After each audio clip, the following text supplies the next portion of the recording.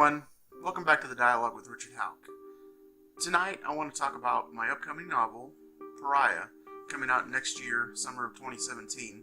But what I want to talk about is the subject of Pariah. It's about a man who gets away with murder and the backlash he faces for that. He goes through a lot of things, but I wanted to show you in real life where some of these cases that I've studied in the development of Pariah. One of the places I'm going to start off with is actually in baseball, the Steve Bartman incident. And I'm a big baseball fan. I root for the Cardinals, the Braves. But in 2003, I found myself rooting for the Cubs, which, if you know anything about baseball, as a Cardinal fan, that's like a cardinal sin. But the Cubs were really good that year. And you had to give it to them. They were an excellent team put together, and it didn't appear that anything was going to stop them from making it to the World Series. The Cubs, over time, have developed the moniker the lovable losers, mainly given to them by their own fans. But from 1908 until today, the Cubs haven't made a World Series.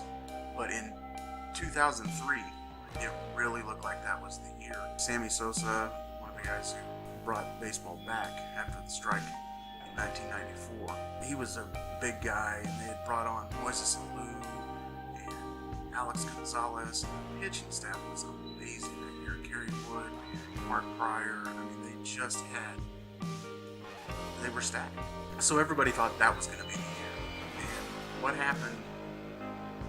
They get all the way to the National League Championship Series, and in Game 6, they're back at home, back in Wrigley Field, and it gets to the 8th inning, and they're cruising right along.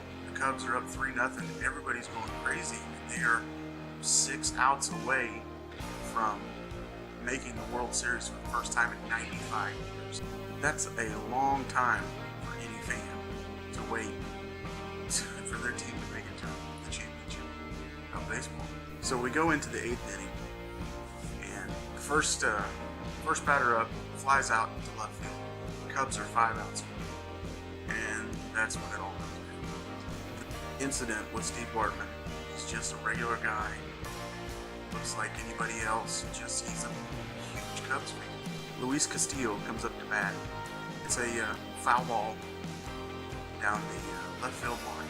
Everybody in the stadium thinks it's going out. Moises Alou, the left fielder for the Cubs, is tracking it down. He gets to the wall, and there's a chance that he can make a play on it. He jumps up, gets ready to catch the ball. Looks like it's going to be caught. And this is where Steve Bartman intervenes. And I can't fault him. If I was in his shoes, I see a fly ball coming at me, I'm going to be, oh, I've got it, you know. That's just baseball. If you've ever been to a baseball game, you want to catch a foul ball. But unfortunately for Steve, he's the one that knocked it away. Now at this point, the crowd doesn't really think much about it until Moises Alou throws a fit on the field. So now the crowd all of a sudden is like, oh, he could have made a play on that. And it totally changes the dynamic in the stadium. It goes from, we're 5 outs away from the World Series, to, oh no, here it goes. This is what's going to happen. This is going to be the end of it. And a lot of the people that were in the stadium said there was that palpable feeling of just what just happened. But what happens next is what really drove it home and caused problems for Steve Bartman in the end. Fox was covering the game, and they show replay after replay after replay after replay of this foul ball. Once Moises throws his fit and the dynamic changes in the stadium, there's this eeriness. Next pitch, Luis Castillo gets a hit, and then the next guy gets a hit, and Luis Castillo's over to third. The next guy gets a hit. At that point, Luis scores. The other guy goes over third, and there's a guy in first. And this is where nobody really talks about this point, this play that comes up. The next batter gets a ground ball to shortstop Alex Gonzalez. So we're talking about a shortstop as sure-handed as they come. He led the National League in fielding percentage that year. Hardly ever makes an error. This is a routine double play ball. He picks this up, throws a second, throws a first. The Cubs are out of the inning. They allow one run. That's it. But Alex Gonzalez follows the ball. Another run scores. And this is where the wheels fall off. By the time the inning's over, it's 8-3. And the crowd wants more. Their World Series was just ripped from their hands. And they can feel it. At this point, Fox is still showing this replay, this foul ball of Steve Bartman. Steve just looks like he doesn't want to be anywhere near that stadium. He is the loneliest person on the planet. Out on Waveland Avenue, he runs right behind the left field bleachers at Wrigley Field.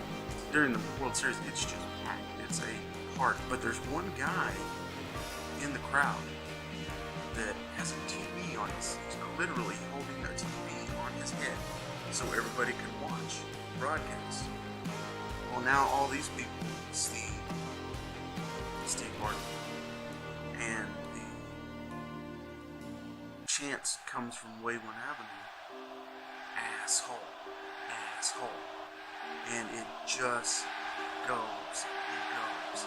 It drifts into the left field bleachers. They pick up on the chant. So now this from one guy holding a TV on his head, and everybody realizes this is wrong until eventually the whole stadium of 40,000 people were pointing at Steve Bartman. It's asshole, asshole. Security comes down to check on things because things are starting to people are starting to throw beer at Steve. There's one guy that comes down out of the crowd from a few rows above him and says, "Okay, where's the asshole?" He's ready to beat him up.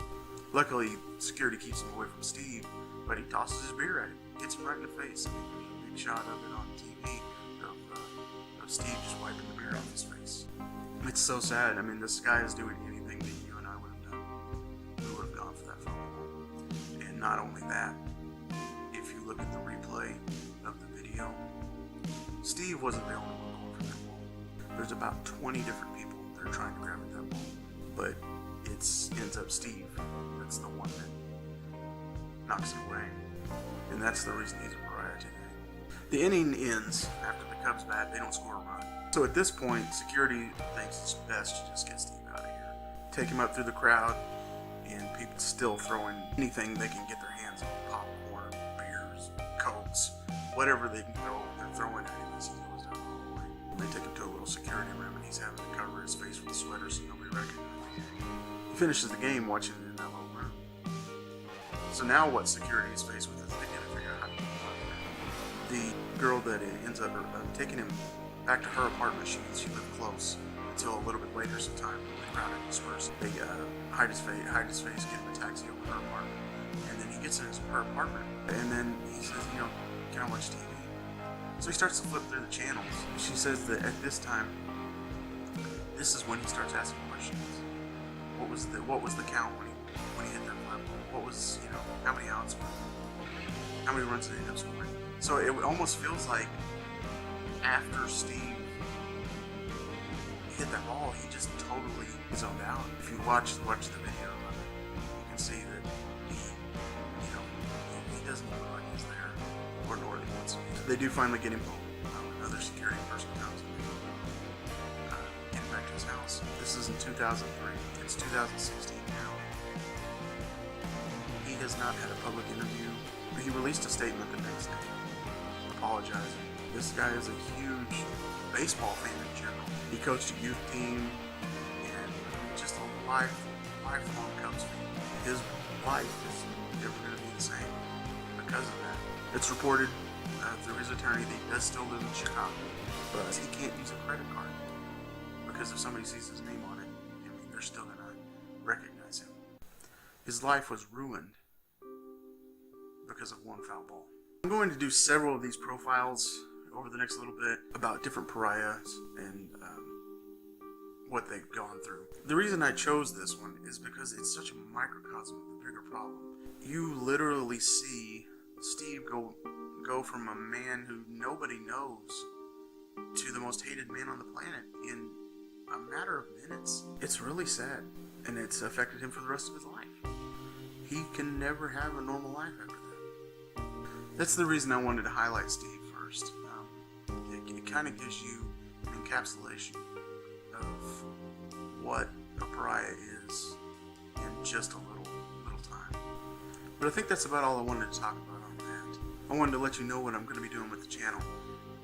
We're going to be bringing in some special guests, some other authors. I'm going to be interviewing them, and we'll talk about the things that they go through in the writing process. I'll be doing, like I said, more shorts like this, where I kind of profile different things, and we'll talk about the journey to publication for myself and for others. If you have any questions, put them in the comments below. Maybe I can get back and answer a few of those. If you like what you saw tonight, just click the like button and maybe subscribe. We're hoping to do a lot with this channel, and I think it'll be something that you'll enjoy.